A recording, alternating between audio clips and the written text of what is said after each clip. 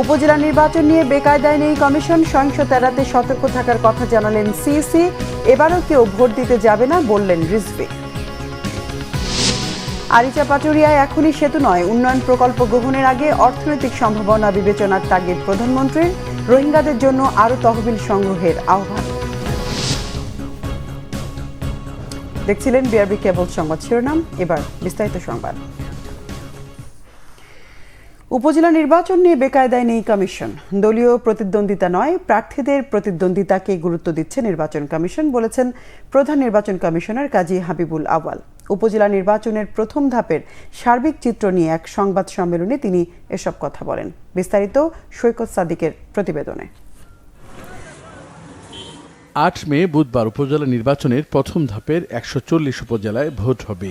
এর মধ্যে ইভিএমে ভোট হবে ২২ উপজেলায়। মঙ্গলবার রাজধানীর আগারগাঁও নির্বাচন ভবনে সংবাদ সম্মেলনে এর বিস্তারিত তুলে ধরেন সিইসি কাজী হাবিবুল আউয়াল।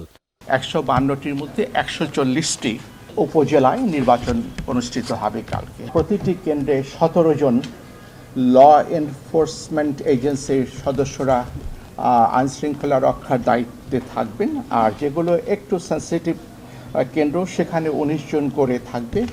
এটা আমরা নিশ্চিত করেছি। নিরপেক্ষ নির্বাচনের উপর জোর দিয়ে সিইসি বলেন, নির্বাচনের প্রার্থীর পক্ষে মন্ত্রী এমপিরা যাতে প্রভাব বিস্তার করতে না পারে, কোনো ধরনের অনিয়ম না হয় সে বিষয়ে সংশ্লিষ্টদের নির্দেশনা দেওয়া হয়েছে। দাবি করেন, নির্বাচন নিয়ে বেকায়দায় নেই কমিশন। বেকায়দায় থাকার তো প্রশ্নই আসে না, আমরা কোনো বেকায়দায় নেই।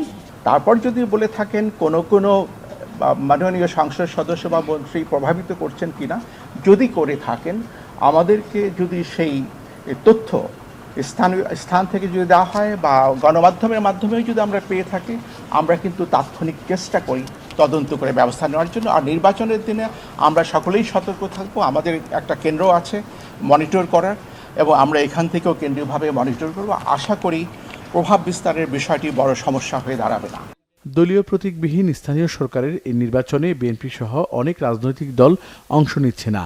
এই বিষয়ে সাংবাদিকদের প্রশ্নের জবাবে সিইসি জানান, কোনো দল নির্বাচনে আসলো কি আসলো না সেটা কমিশনের দেখার বিষয় নয়। প্রার্থীদের অংশগ্রহণে প্রতিদ্বন্দ্বিতাপূর্ণ নির্বাচনে গুরুত্ব দিচ্ছেন তারা। নির্বাচনের সবচেয়ে বড় জিনিস যে প্রতিদ্বন্দ্বিতা কেমন হচ্ছে, এবং সেটা কেউ আসলো কি আসলো না। এবং প্রতিটি ক্ষেত্রে আমরা অ্যাভারেজে দেখেছি 4 জন করে প্রতিদ্বন্দ্বী একটি পদের জন্য অ্যাভারেজে। কাজে সেটা প্রতিদ্বন্দ্বিতাহীন এটা আমরা বলবো না, সেটাও একটা প্রতিদ্বন্দ্বিতা।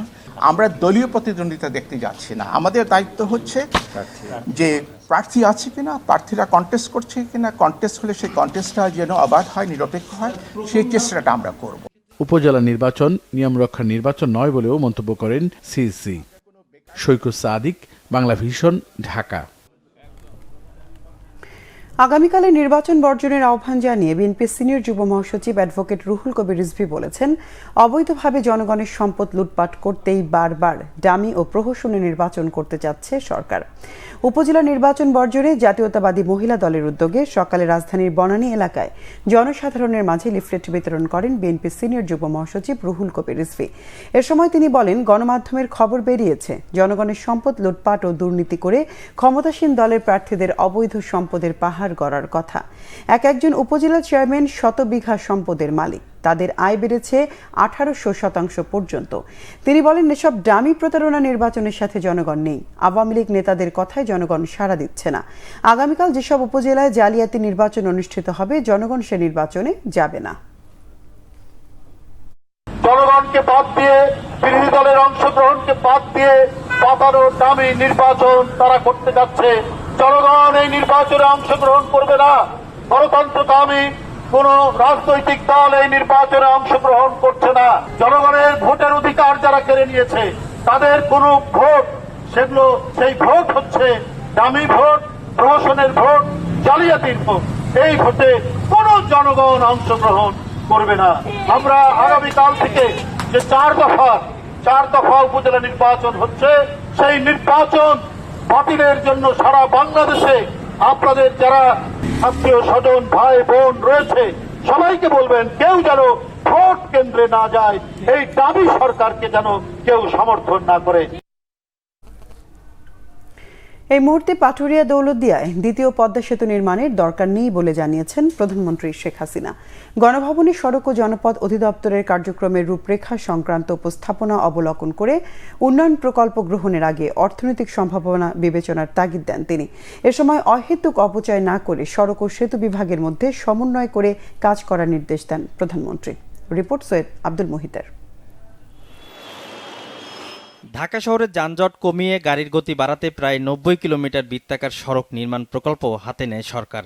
ঢাকার 13 মুখ থেকে আবদুল্লাপুর হয়ে গাবতলী বাবুবাজার দিয়ে ডেমরা পর্যন্ত সড়ক পথের কাজ বাস্তবায়ন করবে সড়ক ও জনপথ অধিদপ্তর। গণভবনে প্রকল্প সংক্রান্ত কার্যক্রম উপস্থাপন করা হলে প্রয়োজনীয় দিক নির্দেশনা দেন প্রধানমন্ত্রী শেখ হাসিনা। এ সময় ইনার সার্কুলার রোডের পরিবর্তে আউটার সার্কুলার রোডের উপর জোর দেন তিনি। ইনার সার্কুলার, তারপরে আউটার সার্কুলার, এত সার্কুলারের কি খুব বেশি একটা প্রয়োজন আছে নাকি আমাদের? কারণ ইতিমধ্যে অনেকগুলি সংযোগ কিন্তু হয়ে গেছে। সেখানে আমাদের কোনো কোনো জায়গা আছে যে সামান্য একটুখানি যোগ করে দিলেই কিন্তু যোগাযোগটা হয়ে যায়। তো ওটা আগে আপনাদের খোঁজ করে বের করতে হবে। তবে আউটার সার্কুলারের যে জিনিসটা এসছে আমার মনে হয় এটা খুবই ভালো হবে। কারণ হচ্ছে যে এটা মানে অনেকগুলি আমাদের যে আশেপাশের জেলাও কিন্তু সংযুক্ত হয়ে যাচ্ছে। দ্বিতীয় পদ্মা সেতু সহ নতুন প্রকল্প নেয়ার ক্ষেত্রে আরও সতর্ক হওয়ার পরামর্শ দিয়ে সরকার প্রধান বলেন, বিদেশি ঋণ নেয়ার ক্ষেত্রেও তা পরিশোধের সক্ষমতা বিবেচনায় নিতে হবে।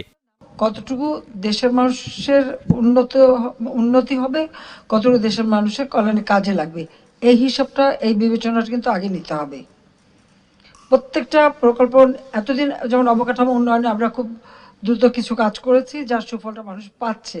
আদৌ আমরা দ্বিতীয় পদ্মা সেতুটা এখনই করব কিনা, ঠিক আমার মনে হয় এই মুহূর্তে খুব একটা প্রয়োজন আছে বলে আমি মনে করি না। তবে এটা এখন অত বলাও না, ওটা ধীরে চলা। পরনির্ভরশীলতা কমিয়ে যেন নিজেদের সক্ষমতা বাড়ে, সরকার সেভাবে দেশের উন্নয়ন পরিকল্পনা বাস্তবায়ন করছে বলেও জানান প্রধানমন্ত্রী শেখ হাসিনা। সৈয়দ আব্দুল মুহিত, বাংলাভিশন, ঢাকা।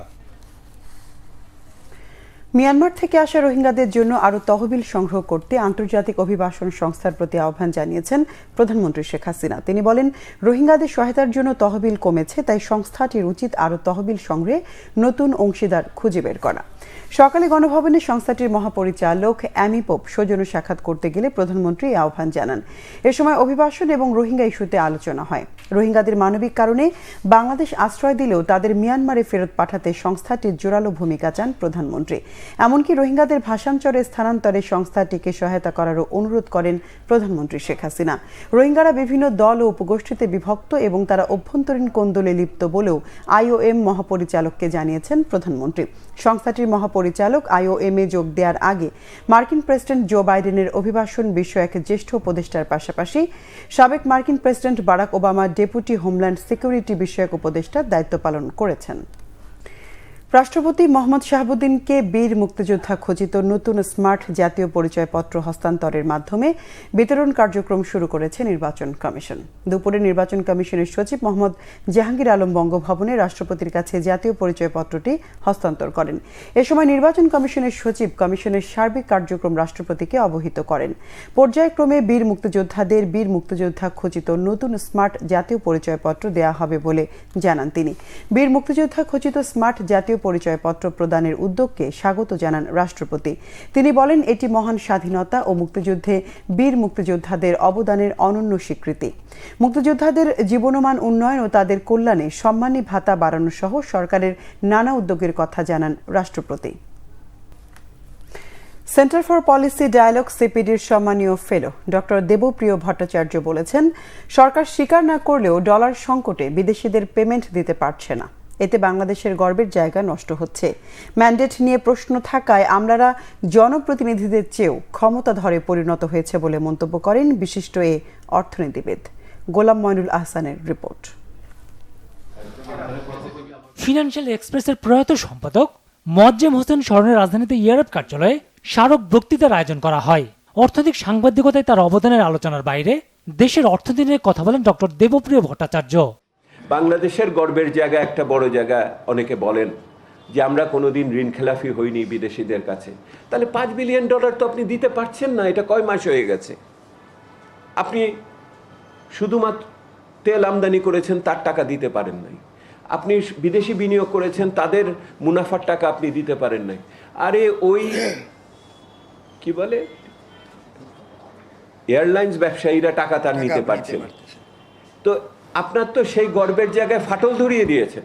বাংলাদেশ ব্যাংকের সাংবাদিক প্রবেশের নিষেধাজ্ঞার সমালোচনা করেন ডক্টর দেবপ্রিয়। সরকারের উচ্চ পর্যায় থেকে এমন নির্দেশনা এসেছে কিনা তা নিয়ে সন্দেহ প্রকাশ করেন তিনি। তথ্য উপাত্তগুলো কিন্তু বাংলাদেশ ব্যাংক থেকে আসতো, আপনাকে ওইখানে ঢোকার রাস্তা বন্ধ করা হয়েছে। ডাল মে কুছ কালা হ্যায়। এখন ডালটা মুসুরির ডাল না মুগের ডাল না বুটের ডাল নাকি সব ডালেই সমস্যা হয়েছে? আমি জানি না এই নিয়ন্ত্রণ ওনাদের বাংলাদেশ ব্যাংকের বোর্ড যেটা আছে সেটা করেছে কিনা, নাকি ওনারা নির্দেশিত হয়েছেন আরো উচ্চ পর্যায় থেকে। তার মতে বাংলাদেশের নির্বাচনী প্রক্রিয়ার কারণে আমরা জনপ্রতিনিধিদের চেয়ে বেশি ক্ষমতাধরে পরিণত হয়েছে, এটি অনেক সমস্যা তৈরি করেছে। আপনাদের চেয়ে দুঃখ কষ্টে যদি কেউ থাকে সেটা হলো জনপ্রতিনিধিরা, কারণ ওই জনপ্রতিনিধিদের যদি প্রতিনিধিত্ব নিষ্কলুষ হতো, ওনাদের যদি এইটা করার ক্ষেত্রে ওনাদের ম্যান্ডেটের ব্যাপারে কোনো প্রশ্ন না থাকতো, তাহলে ওনারা এটা করতে পারতেন। এখন যেহেতু ওনাদের নিজের মনের ভিতরে দুর্বলতা আছে, ওনারাও আমলাদের সামনে বড় গলায় কথা বলতে পারেন না। সরকারের প্রতি দিন দিন মানুষের প্রত্যাশা কমে যাচ্ছে বলে মনে করেন ডক্টর দেবপ্রিয় ভট্টাচার্য। বিবর্তনের ধারা। গোলাম মইনুল্লাহ হাসান, বাংলা ভিশন, ঢাকা। সেই সময় যে বিশ্বাস। সক্ষমতা থাকার পরও গ্যাস সংকটের কারণে পরিপূর্ণ বিদ্যুৎ উৎপাদন সম্ভব হচ্ছে না বলে জানিয়েছেন বিদ্যুৎ ও জ্বালানি প্রতিমন্ত্রী নসরুল হামিদ। স্পিকার ডক্টর শিরিন শারমিন চৌধুরীর সভাপতিত্বে জাতীয় সংসদের অধিবেশনে প্রশ্নোত্তর পর্বে প্রতিমন্ত্রী নসরুল হামিদ এই কথা জানান। নসরুল হামিদ বলেন, বৃহত্তর ময়মনসিংহ কিশোরগঞ্জ এলাকায় বিদ্যুৎ সরবরাহে কিছুটা সমস্যা আছে। ময়মনসিংহে ৩৬০ মেগাওয়াট বিদ্যুৎ উৎপাদন কেন্দ্রটিও গ্যাস সংকটে সচল করা যাচ্ছে না। আবার ওই অঞ্চলে কারখানায় গ্যাস সংযোগ বেড়েছে, তাই ফুল প্রেসারেও বিদ্যুৎ উৎপাদন সম্ভব হচ্ছে না। বিকল্প উপায়ে গ্যাসের সমস্যা সমাধানের প্রকল্প নেওয়া হয়েছে। বছর খানেকের মধ্যেই সমস্যা সমাধানের আশ্বাস দেন বিদ্যুৎ প্রতিমন্ত্রী। নসরুল হামিদ জানান, চলতি বছরের মধ্যে বিদ্যুৎ উৎপাদন বাড়বে এবং সারা দেশে নিরবিচ্ছিন্ন বিদ্যুৎ সরবরাহ করা হবে। বৃহত্তর ময়মনসিংহ কিশোরগঞ্জে আমাদের বিদ্যুতের কিছুটা সমস্যা হচ্ছে, ইভেন সর্বোচ্চ ক্যাপাসিটি থাকা অবস্থাও আমাদের কিছুটা সমস্যা হচ্ছে। তার কারণ হলো ময়মনসিংহে যে আমাদের ৩৬০ মেগাওয়াটের একটা বিদ্যুৎ প্রকল্প আছে, সেখানে গ্যাসের স্বল্পতা, এবং আমাদের আরও দুইটি জামালপুরে 2টি পাওয়ার প্ল্যান্ট আছে, সেই 2টি পাওয়ার প্ল্যান্টও আমাদের জ্বালানির স্বল্পতার কারণে সেখানে আমাদের বিদ্যুৎ দেওয়া যাচ্ছে না সঞ্চালন লাইনে। তবে আমাদের গ্রিড লাইন প্রস্তুত আছে, আমাদের ডিস্ট্রিবিউশন লাইনও প্রস্তুত আছে। আমরা একটা বিকল্প উপায়ে গ্যাস যাতে সংযোগ দেওয়া যায় তার একটা প্রকল্প ইতিমধ্যে কার্যক্রম চলছে। যে পাইপলাইনটি আমরা গাজীপুর দিয়ে আশুলিয়া হয়ে আমরা ময়মনসিংহে নিয়ে গেছিলাম, সেই পাইপের মধ্যে অধিকাংশই প্রচুর পরিমাণ ইন্ডাস্ট্রির কানেকশন হয়েছে, যার জন্য যখনই আমরা প্রেসার দেই গ্যাসটা অন্যদিকে ধাপিত হয়। সেই বিষয়গুলোকে বিবেচনা করে প্রকল্পটা হয়তো আগামী 1 বছরের মধ্যে শেষ হবে, এবং আপনার এলাকাও আমার মনে হয় যে বিদ্যুতের চাহিদা তখন পূরণ হবে। ধন্যবাদ। তীব্র তাপদাহের পর সারা দেশে বৃষ্টির ফলে তাপপ্রবাহ কমায় স্বস্তিতে দেশের মানুষ। আবহাওয়া অধিদপ্তর জানিয়েছে 12ই মে পর্যন্ত বৃষ্টি অব্যাহত থাকবে, তবে 15ই মের পর থেকে বৃষ্টিপাতের প্রবণতা কমে গেলে তাপমাত্রা আবারও বাড়বে। 5 মের পর থেকে সারা দেশে বৃষ্টিপাতের ফলে জনজীবনে কিছুটা স্বস্তি ফিরে এসেছে। রাজধানীতে মানুষ ও যানবাহনের চলাচলও বেড়েছে। আবহাওয়া অধিদপ্তর জানিয়েছে, আপাতত আর তাপদাহের কোনো সম্ভাবনা নেই। গত 24 ঘন্টার ব্যবধানে সারা দেশে গড়ে 7 থেকে 8 ডিগ্রি পর্যন্ত তাপমাত্রা কমেছে। সোমবার ফেনীতে সর্বোচ্চ 138 মিলিমিটার বৃষ্টিপাত রেকর্ড করা হয়েছে, আর ঢাকায় রেকর্ড করা হয়েছে 2 মিলিমিটার। বৃষ্টিঝড়ের সময় বজ্রপাতের কবল থেকে রক্ষা পেতে মানুষকে সতর্ক থাকার পরামর্শ দিয়েছেন আবহাওয়াবিদরা। বাতাসের স্পিড বেড়েছে, জলীয় বাষ্পের যোগান বেড়েছে, ফলে আমার যে বজ্রপাত, সে বজ্রপাতের প্রবণতা বৃদ্ধি পেয়েছে। আর এই বজ্রপাত থেকে আমাদের আসলে রক্ষা পেতে হলে আমাদের এই বজ্রঝড় কিন্তু দীর্ঘস্থায়ী হয় না, আধা ঘন্টা থেকে 1.5 ঘন্টা হয়ে থাকে। এই সময় আমরা বলবো জনগণ যাতে সতর্কতা অবলম্বন করে নিরাপদ আশ্রয় থাকে, কারণ এই বজ্রঝড়ে কিন্তু আমাদের বাংলাদেশে অনেক প্রাণহানি ঘটে থাকে। সেই জন্য এই স্বল্প সময়ের জন্য হলেও নিরাপদ আশ্রয় যাতে থাকে। চলতি বোরো মৌসুমে ধান, চাল ও গম সংগ্রহ শুরু হয়েছে। সরকার ৩২ টাকা কেজি দরে ৫ লাখ টন ধান, ৪৫ টাকা কেজি দরে ১১ লাখ মেট্রিক টন সিদ্ধ চাল এবং ৩৪ টাকা দরে ৫০,০০০ টন গম কিনবেন। সব মিলিয়ে এই মৌসুমে ৭,৫০০ কোটি টাকার ধান চাল কেনা হবে জানিয়েছেন খাদ্যমন্ত্রী সাধন চন্দ্র মজুমদার। সচিবালয়ে নিজ দপ্তরের সংবাদ সম্মেলনে এ তথ্য জানান খাদ্যমন্ত্রী। ধান চালের বাইরে ৪৪ টাকা দরে ১ লাখ টন আতপ চাল কেনা হবে বলে জানান তিনি। এক প্রশ্নের জবাবে খাদ্যমন্ত্রী জানান, এ পর্যন্ত হাওরে ৯৮ ভাগ ধান কাটা শেষ হয়েছে, তবে রংপুর ও দিনাজপুর অঞ্চলে কাটা হয়েছে মাত্র ১০ ভাগ ধান। সব মিলিয়ে সারা দেশে ৬০ ভাগের বেশি ধান কাটা হয়েছে বলে দাবি করেন তিনি। আরেক প্রশ্নের জবাবে মন্ত্রী জানান, চালের বস্তায় ধানের জাতের নাম লেখা শুরু হয়েছে। চাল ব্যবসায়ীরা নিয়ম লঙ্ঘন করলে আইন অনুযায়ী ব্যবস্থা নেওয়া হবে।